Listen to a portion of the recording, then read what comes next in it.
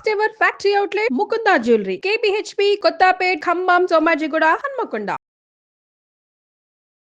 జై శ్రీకృష్ణ. ఆండాల్ తిరువడిగళే శరణం. తిరుప్పావై వ్రతంలో ఎన్ని పేర్లు? ధనుర్మాస వ్రతం, స్నాన వ్రతం, ఆండాళ్ వ్రతం, అలాగే ధనుర్మాసం ఎన్నో పేర్లున్నాయి. ఈ వ్రతంలో 22వ రోజుకి మనం చేరుకున్నాం. అహంకారాన్ని వీడితేనే భగవంతుడు దొరుకుతాడు. ఇది ఈ పాశురంలోని సారాంశం. అది దేవతలకైనా అంతే, మనుషులకైనా అంతే, గోపికలకైనా అంతే, ఎవరికైనా ఒకటే సిద్ధాంతం. చూద్దాం పాశురాన్ని.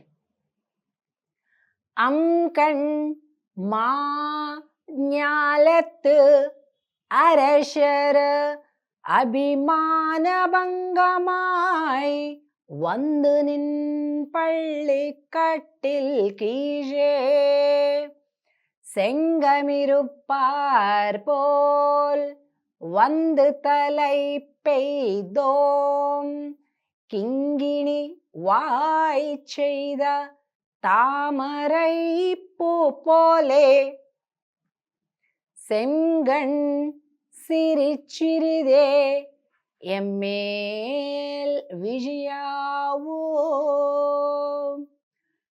திங்களும் ஆதித்யனும் எழுந்தால் போல் அங்கனிரண்டும் கொண்டும் எங்கள் மேல் நோக்குதியேல்.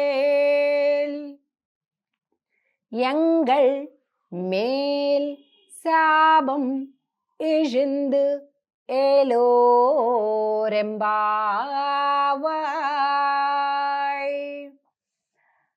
స్వామి ఏం కోరుకొని వచ్చారు, ఏం కోరుకొని వచ్చారు అంటారు. మాకేం కావాలి స్వామి? మేమంతా మా మా అభిమానాలు వదిలిపెట్టి నీ సింహాసనం కిందకి వచ్చి, ఆ సింహాసనం కోళ్ళు ఉంటాయి కదా, అక్కడ పట్టుకొని ఇలా చూస్తున్నాం నీకోసం. మాకేం కావాలో తెలిసినా? అంకణ్ మాజ్ఞాలత్ అరశర అభిమాన భంగమాయ్. ఎవరికైనా కూడా అభిమానం అంటే నేనింతటి వాడిని అనేది ఉన్నది అంటే ఇక భగవంతుడు దూరం అయిపోతాడు. స్వామి మహామహా చక్రవర్తులే ఇంత భూభాగం నాది, అంత భూభాగం నాది, ఇంత రాజ్యం నాది, ఇది నాది, అది నాది అనేటటువంటి అలాంటి మహామహా చక్రవర్తులే తమకంటూ ఏమీ లేదు నీ ముందు అని ఓడిపోయి నీ శరణు జొచ్చిన వాళ్లే కదా స్వామి.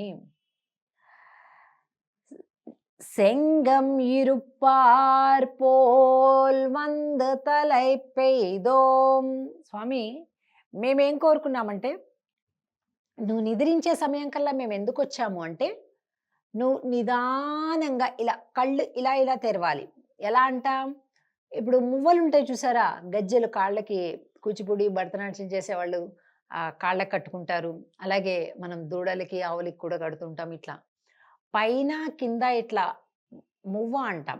ఇలా ఉంటుంది, లోపల ఆ రాయి కనిపిస్తుంటుంది కొద్దిగా. అలా అలా ఎవరైనా కళ్ళు అలా ఉంటే ఏమంటారు తెలుసా అండి? దానికి ఒక పదం ఉంది, మంచి పదం, అరమోడుపు కనులు అంటారు. అంటే ఇట్లా పూర్తిగా మూసేసి ఉండదు, పూర్తిగా తెరిచేసి ఉండదు, సగం, అరమోడ్పు కనులు అంటారు. అలా అరమోడ్పు కనులతోటి నువ్వు నిద్ర లేస్తుంటే, అంటే కొద్దిగా తెలివి రావాలి, పూర్తిగా లేవకూడదు, అలాగని పూర్తిగా నిద్రపోకూడదు. అలా ఉండే నీ సౌందర్యాన్ని సేవించాలని మా కోరిక. నిద్రించే సౌందర్యం సేవించాలి. నిద్రపోయేటప్పుడు మహా అందంగా ఉన్నాడు స్వామి, కొద్దిగా తెలివి వచ్చాక అరమోడ్పు కనులతో ఉన్నప్పుడు మళ్ళా అందంగా, ఆ అందం వేరు, ఈ అందం వేరు.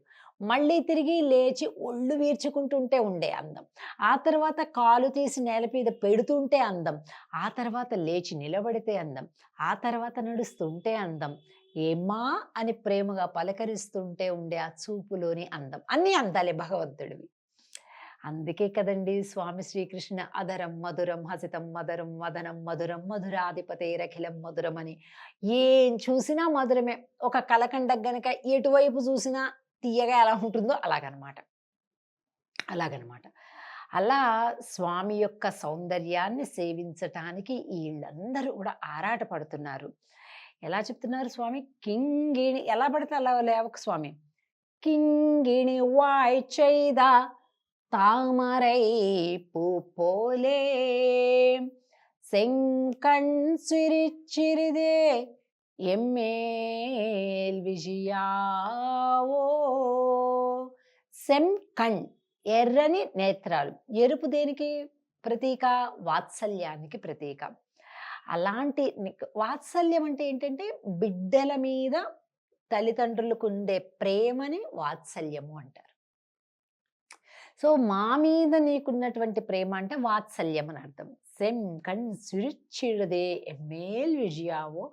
ఒక్కసారి నీ వాత్సల్యపూరితమైనటువంటి నేత్ర కాంతి మా పైన ప్రసరింప చేయవా అంటే ఒకసారి మా కళ్ళి చూడవా అని అడుగుతున్నారనమాట.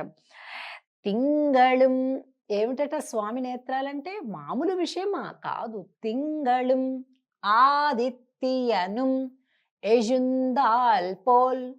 సూర్యుడు చంద్రుడు రెండిటిని నీ యొక్క నేత్రములుగా కలిగిన తండ్రి అని చెప్తున్నారు. మొదటి పాసురంలో ఒకసారి చెప్పింది ఇదే.